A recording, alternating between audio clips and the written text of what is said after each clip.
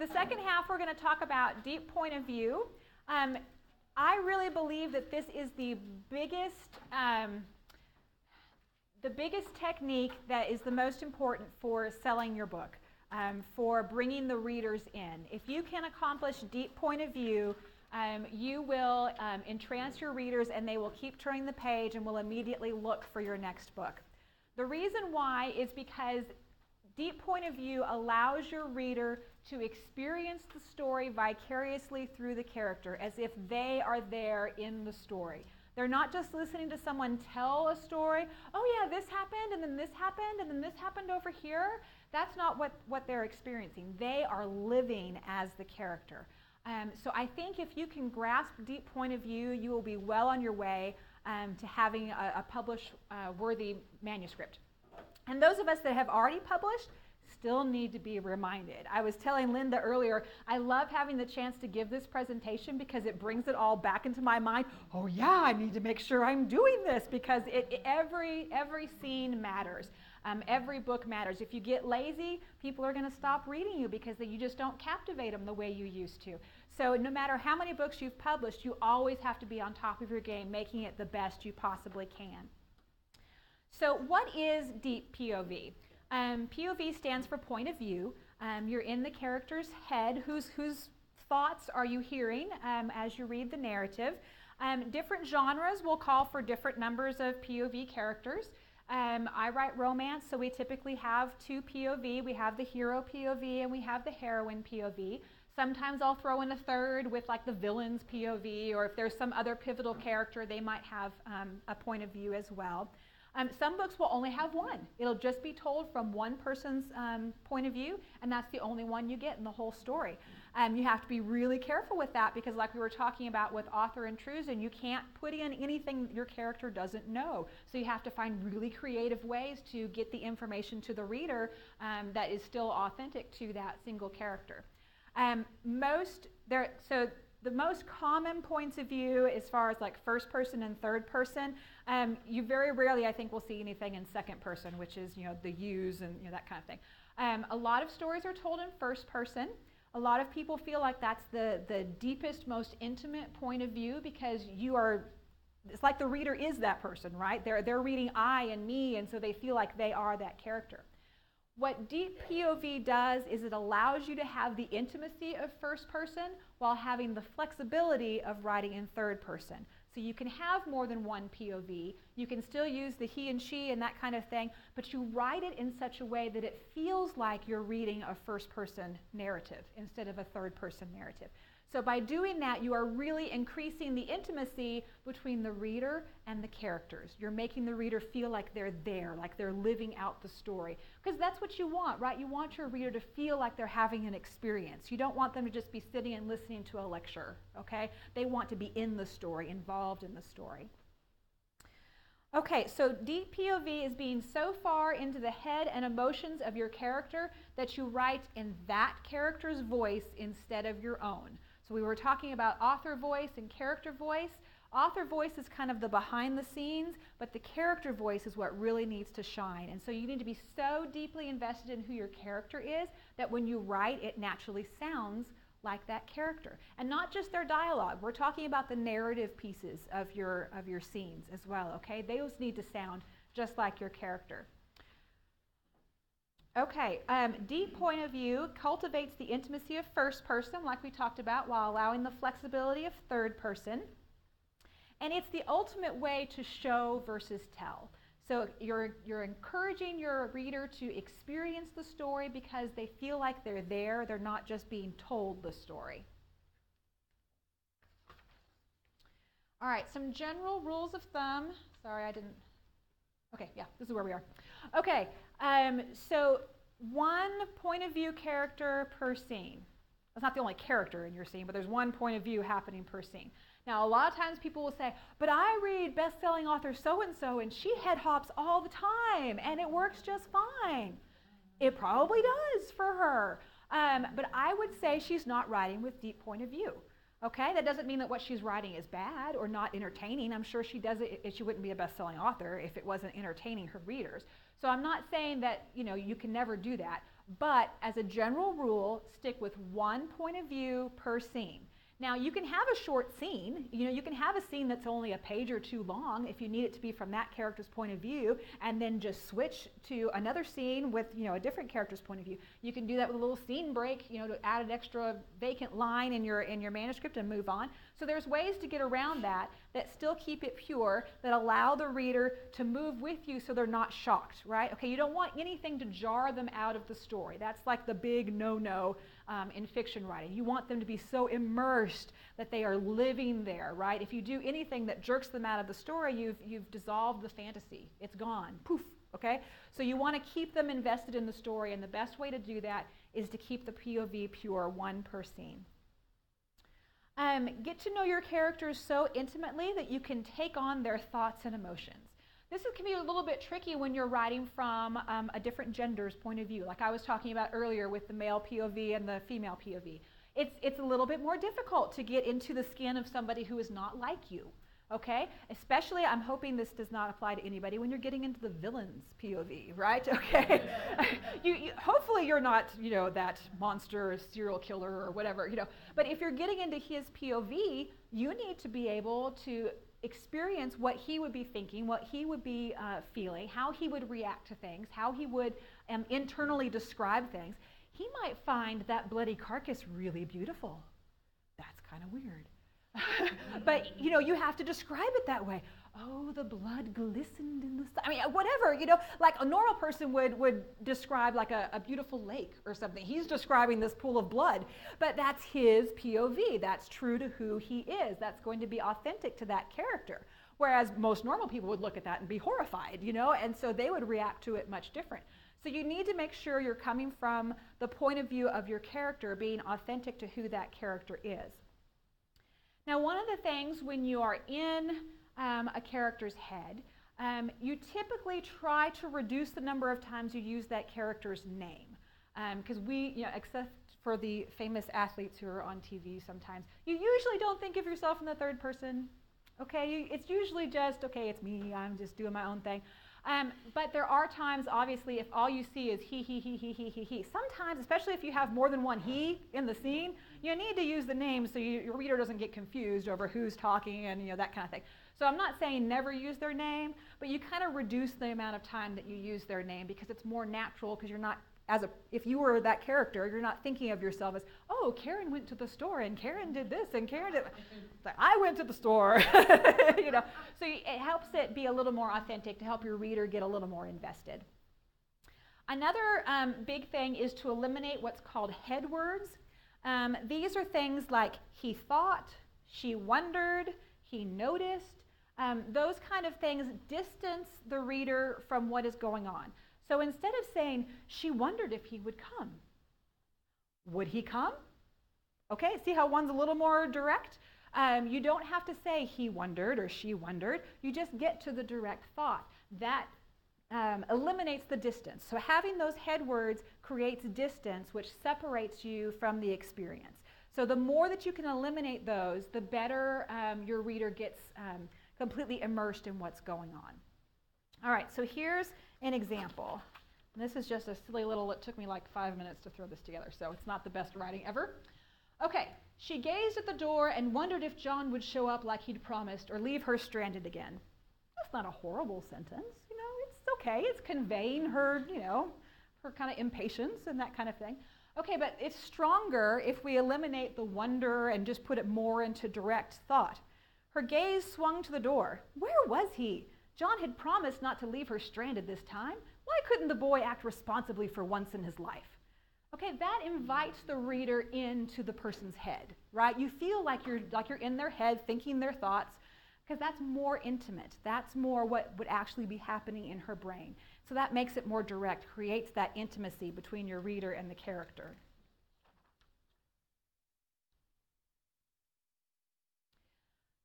You want to infuse the narrative with your POV character's unique personality and speaking style. So the scenes that you write from the hero's point of view should sound very different from the scenes that you write from the heroine's point of view. The scenes that you write from a child's point of view should sound very different from the scenes that you write from an adult's point of view. You see where I'm going here? Even if you have two sisters, they have two different personalities, okay? Even though they have a lot in common, there should be subtle differences between the two, okay? You look for ways to highlight those differences to make the narrative sound just like their dialogue, okay? So if your hero tends to be one of those guys that doesn't like to talk very much and just has two-word sentences and that's about it, well, throw some fragments and some kind of interrupted ideas into his narrative. Don't be long and flowing if that's not his personality. Be short and choppy with his stuff.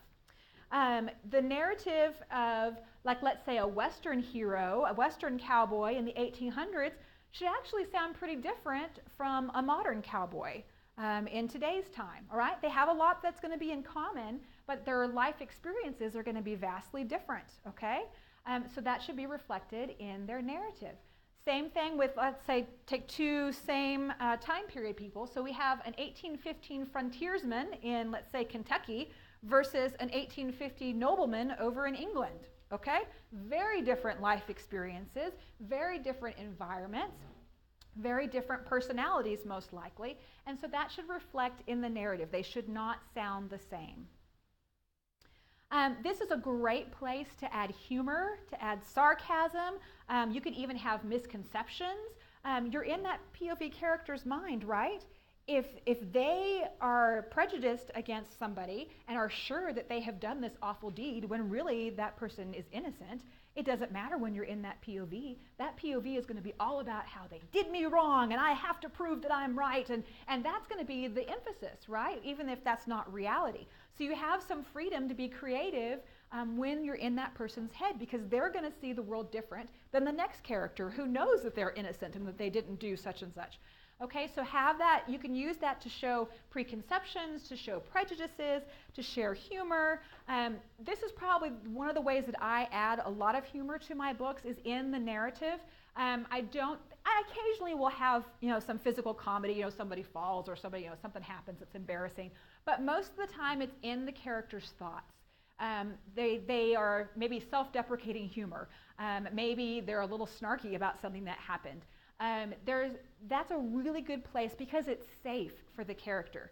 You might have a character, let's say she's been working for this horrible boss for years and years, and she finally gets fired, and all the angst that has been building up in her, she just has all of these awful thoughts running through her head.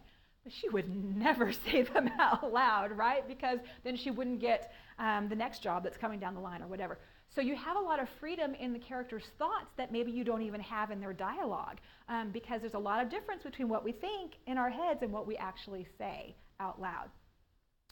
And then each voice must be distinct. We kind of touched on this already.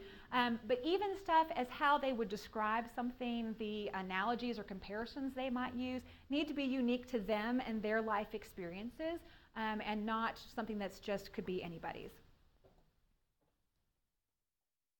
All right, here's an example I took from a book called One Night of Scandal. All of my examples are from romance novels, sorry, but that's what I read. Okay. Her stomach rumbled. She consulted the watch suspended from the delicate gold chain worn around her neck. Surely there were more practical ways to dispatch an unwanted wife than by starving her to death. Resting her chin in her hand, she pictured Laura and Sterling's consternation when they received a package that contained nothing but her bleached bones and her husband's regrets. Given that she'd never willingly missed a meal in her 20 years of existence, at least they'd know it was murder. Okay, you hear the personality of that character, right? She's kind of sarcastic. She's kind of one of those people that's going to make a mountain out of a molehill, right? She's hungry, and she hasn't eaten in a while, and she's like, oh well, he's just going to starve me to death. And she kind of has this hyperbole, this gross exaggeration, but it's fun and it's humorous, and so that's the flavor of that character's voice. All right, so here's another before and after example. So one of the biggest things about writing in deep point of view is how you convey emotion. Now, emotion is kind of, that's what makes the experience real to the reader, right? Because no matter, we may not be a CIA operative, or we might not be, a school marm back in the 1800s, But we all have human emotions. That's something that goes across every spectrum. Everybody can relate to that. We understand fear. We understand anger. We understand love. We all can relate to that. So that is what is unique. That is what communicates to the reader. No matter how unrealistic, you can write sci-fi on a completely different planet, and it doesn't matter because they're still experiencing emotions. But when you are writing, you want to evoke emotion in your reader. You don't want to dictate the emotion. So you don't want to just tell them what the emotion is. It makes much more impact if you let them experience the emotion, okay? So this, and I will tell you, at least for me, this was the hardest thing for me to do. Because it's so easy just to name the emotion, right? You want to make sure your reader gets it. Remember, resist the urge to explain. I want to make sure you understand what he's feeling here, but try not to actually name it. Try to show it in such a way that your reader is just feeling it also, okay? You want, if your heroine is terrified, you want your reader to have the heart rate up, right? And her pulse to be fluttering. If something just really sad has happened, you want a tear to roll down her eyes. If she's really angry about something, you want her to clench her fists as she's reading the section. So you want to evoke the emotion. You don't just want to have it be told to you. So here's, again, kind of a silly little example. Stephanie eyed her rival, jealousy burning within her as the woman's manicured hand stroked Jason's sleeve. Again, it's not a horrible sentence. I mean, it's okay. But we've told you what she's experiencing, right? She's experiencing jealousy. So, okay, good. We know that. We can move on. But listen to how much more power it has if you evoke the emotion instead of just naming it. Stephanie eyed her rival, her throat constricting as she fought to keep her hostess smile from contorting into a snarl. That tramp! How dare she show up tonight on Jason's arm, and with her talons sunk into his sleeve like some medieval warbird. Where was a cat when you needed one? Okay? Isn't that much stronger?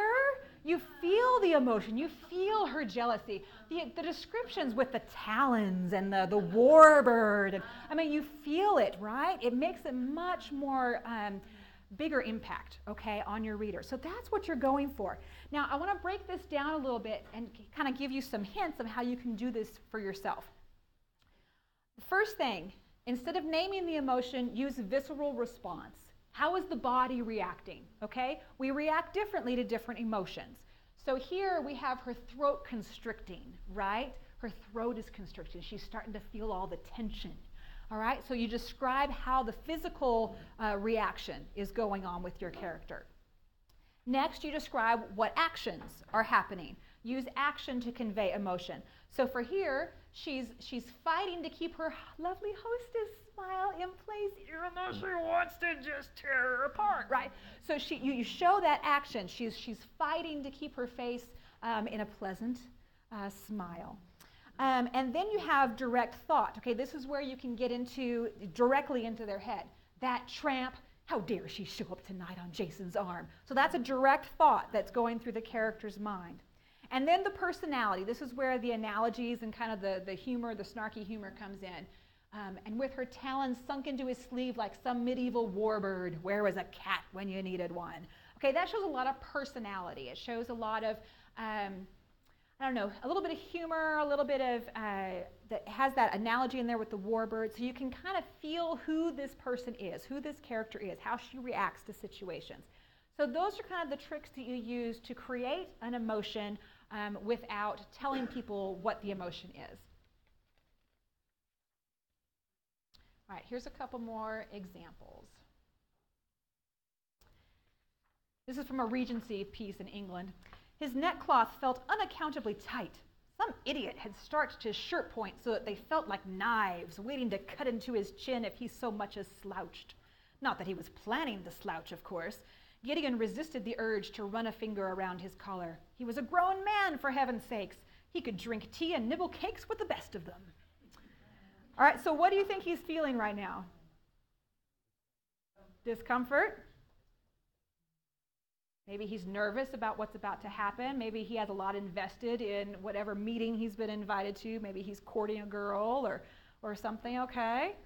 All right, you can feel that emotion, right? You don't even have to be able to name it because you recognize it and you can move forward with it.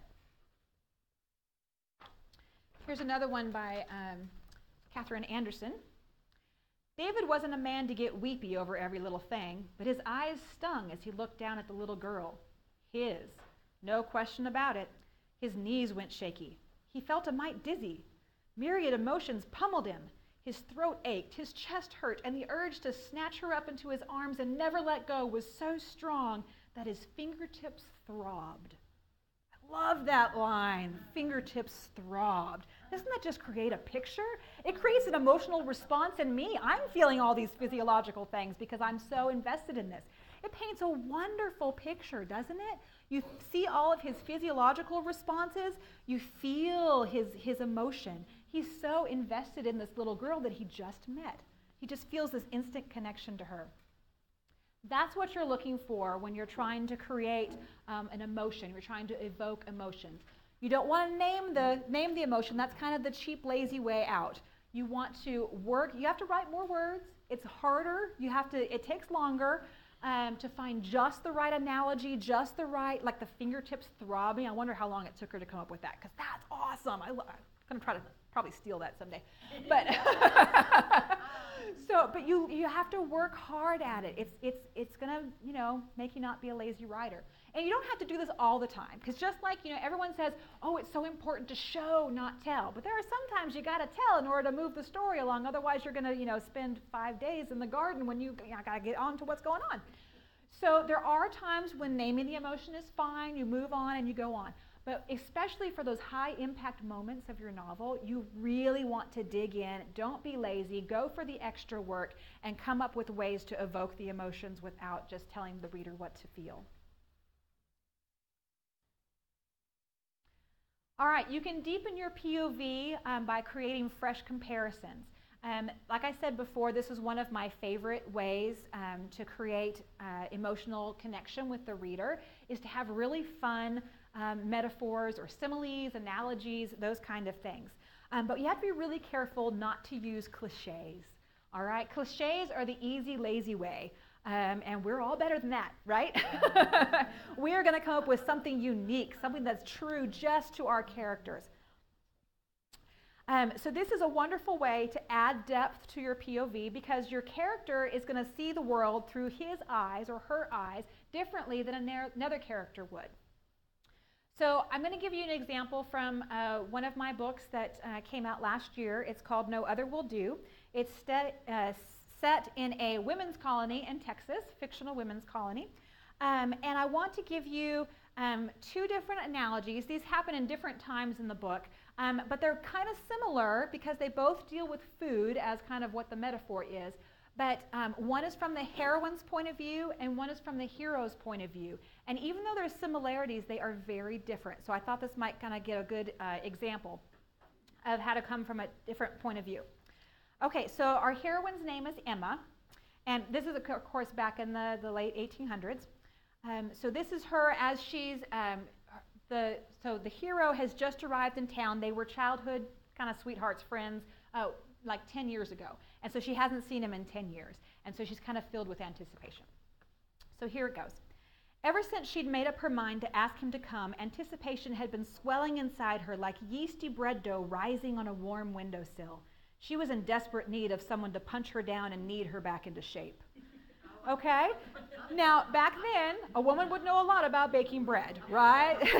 They would know about the yeastiness. So she's filling up with all this giddiness, but she also knows that, it's been a long time, and, she brought him in to deal with a threat that was happening with the people that she protected. It wasn't a romantic thing. And so she's like, I need to get rid of all this, giddiness. I need someone to just punch me down and knead me back into shape.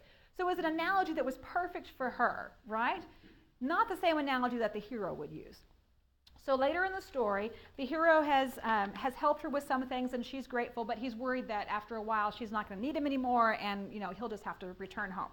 So here is his food analogy that he uses in his point of view. His name is Malachi.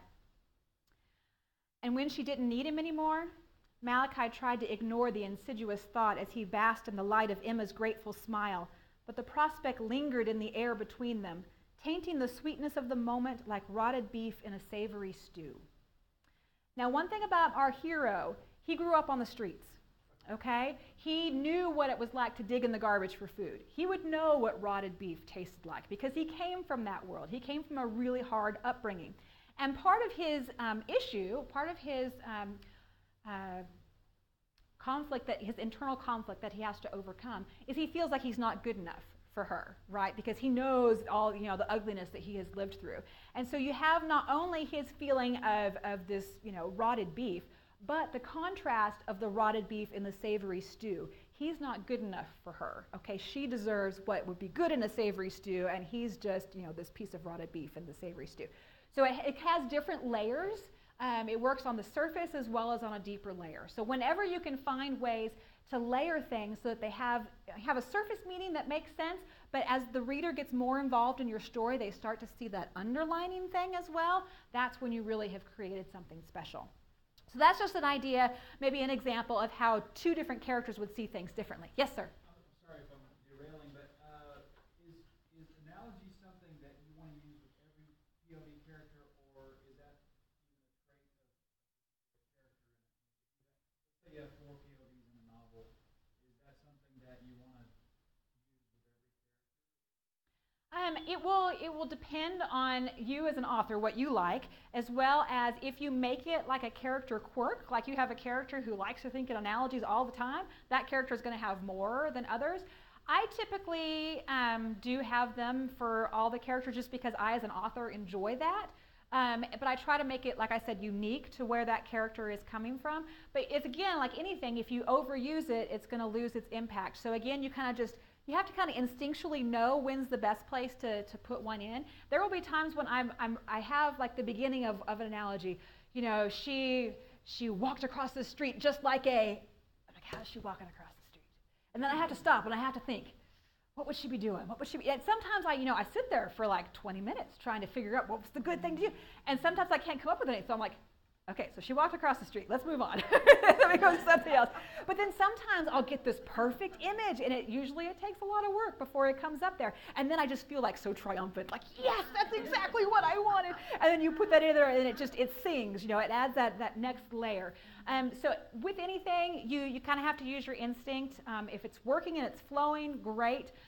If it's not, then don't force it in if it's not feeling natural. There was one book I read a long time ago who one of the quirks of the heroine was she mixed her metaphors all the time. So she was immigrant, and so she kind of heard these sayings, but she didn't really completely understand all of them because it didn't resonate with her culture, and so she'd mix them all up. And so that became kind of her thing that usually happened more in dialogue than in her narrative of her mixing up all these metaphors all the time, and it kind of became a quirk of her. So you can find different ways to use it for your characters depending on what fits for their personalities. One other example I'll give you, this is from a novel of mine called Stealing the Preacher. I have actually 3 POVs in this book. I have the hero and the heroine, and then instead of the villain, I actually have the heroine's father.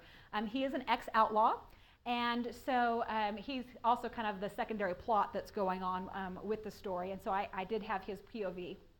Now I have this one scene where the heroine is rushing in on horseback, trying to get to where her dad is because she has to tell him something really important. And the first thing that comes to mind is she's riding in like wild dogs are on her tail.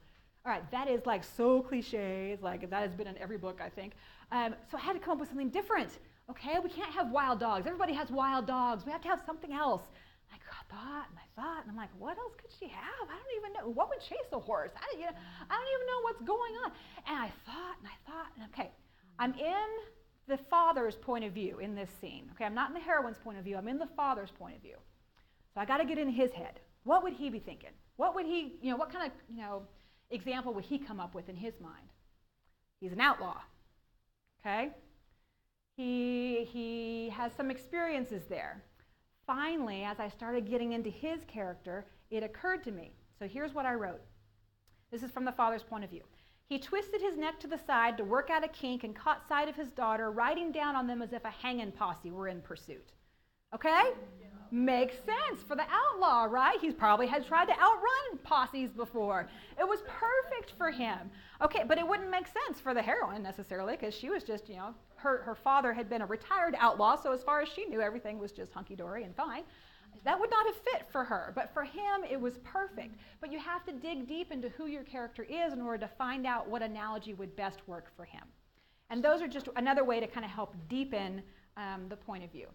So now we get to practice again. So get out your paper. We're going to revamp some cliches. I want you to picture one of your characters. Okay, if you have a manuscript that you're working on, you can pick a character from that. If you're not currently working on something, you can make up a character that you think would be fun to work with and use that. But I want you to have somebody specific in mind. It can be a hero, it can be a heroine, it can be a villain.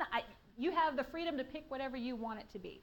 But I want you to picture that character, kind of get in his or her head, and then I want you to pick one of these cliches. Okay? Tough as nails, quiet as a mouse, pretty as a picture, stubborn as a mule, crazy as a loon, light as a feather, strong as an ox, busy as a bee, melted like butter, sang like an angel, cried like a baby, heavy as lead. So any of those, any of those. Pick one, and I want you to revamp it from your character's point of view. So you're not using the same comparison, but you might want to be conveying the same idea. So you're conveying that he's really tough, or you're conveying that she's really quiet. But I want you to do it in a way that is true to who your character is. So I'm going to give you a few minutes to work on that, and then we'll get some brave volunteers again.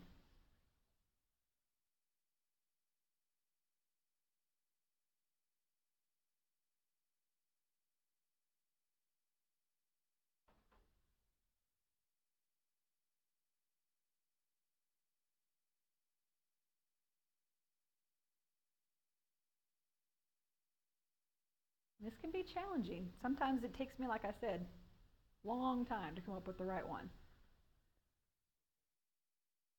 Oh yeah, absolutely.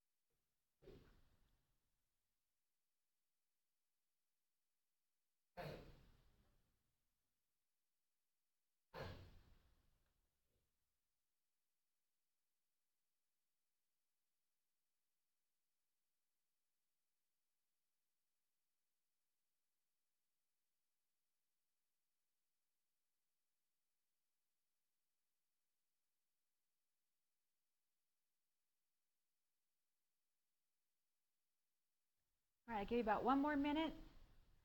And when you volunteer, let us know, like in 2 or 3 words, who your character is, like a Western cowboy or a debutante or whatever. And then tell us which cliche you're revamping.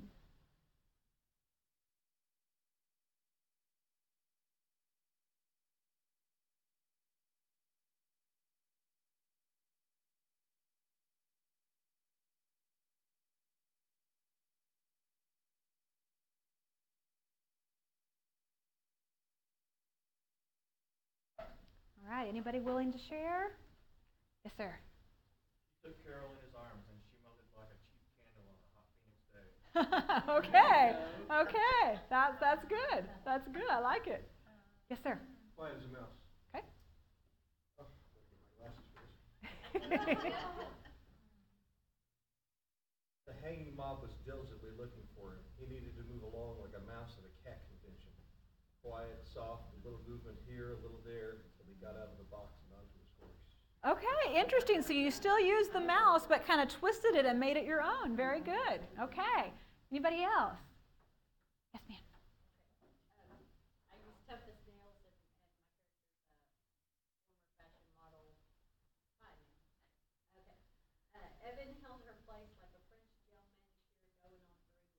Okay.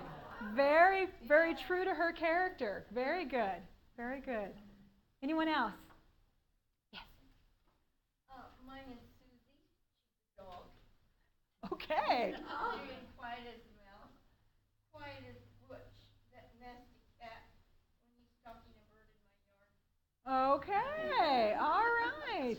Very good. Very true to that character. All right. One more. Anybody? Yes, ma'am. This is Old West Marshall.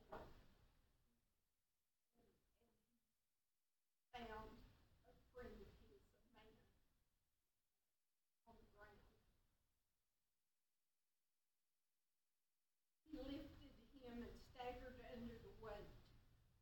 It felt as if his old friend had an anvil in each hand pocket. Okay. Anvil. Very true to the time. Very heavy. Yes. Good. Good. All right. One more practice.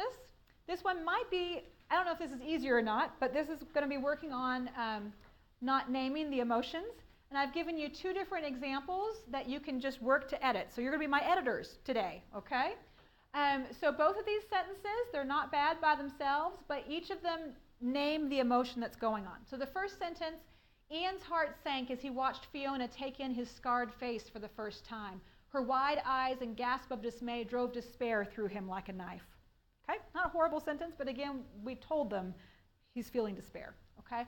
Next sentence, Sebastian struggled against his bonds, his wife's screams echoing in his ears. Desperation clawed at him. Okay? Again, we're saying it's desperation. So take a few minutes, just pick one. You don't have to do both. Just pick one and be my editor. Rewrite it so you don't name the emotion and instead convey it with those other things we were talking about, with the visceral response, with the direct thought, with action. Look for ways, even some personality if you want to use humor or whatever. Look for ways to create that emotion without just naming it. I'll give you a few minutes for that.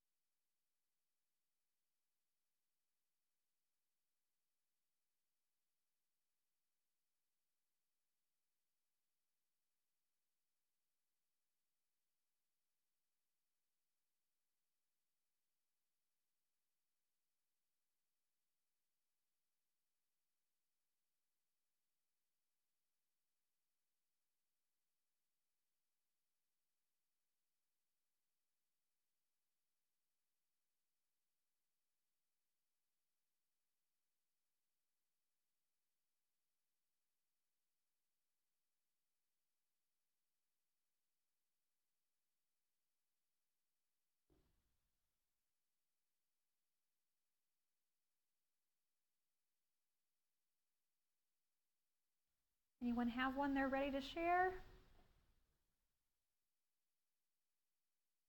You have a try? Good.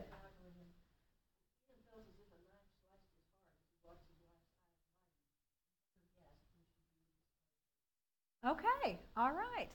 So we took out the despair and just had the description of the knife cutting into him. Good. Anyone else? This is harder.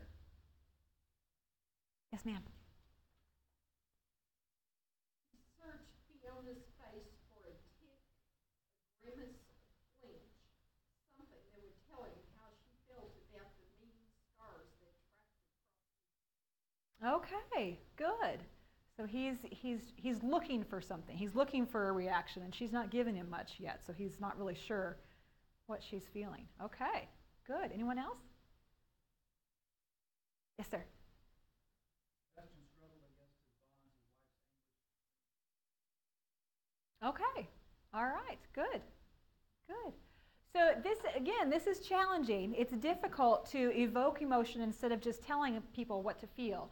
So I want to challenge you as you go and you review your own work to look for places where you name emotions. And especially in those pivotal moments, work hard. Go in and do some editing and try to revise so that it evokes the emotion instead of just telling people what it is. Look for the physical response, the visceral reaction, using direct thought, using action, and then also infusing it with that character's personality.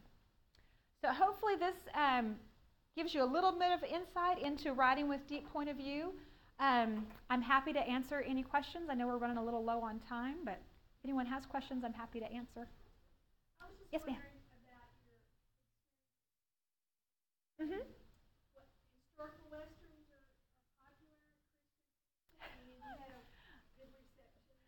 Yes, I was really surprised, but yes, I've been very fortunate. I've been translated into 3 different languages, into Dutch and German and Romanian. And I had, just this last year, I had the opportunity to go both to Germany and to the Netherlands, and it was fabulous going over there. We have to work with an interpreter a lot, which is a whole different ball game. But it's wonderful. I think people are fascinated with American history over there. And so the cowboy idea is kind of, the all-American thing. And so I think that really translates well to their readership. But I was surprised that there were as many readers over there as there were. Yeah, it's fun. Fun. Any other questions? All right, well, thank you so much for having me. I have lots of bookmarks and stuff back there you're welcome to take for free. The books are $10 a piece. So thank you very much and hope you enjoy the rest of your Saturday.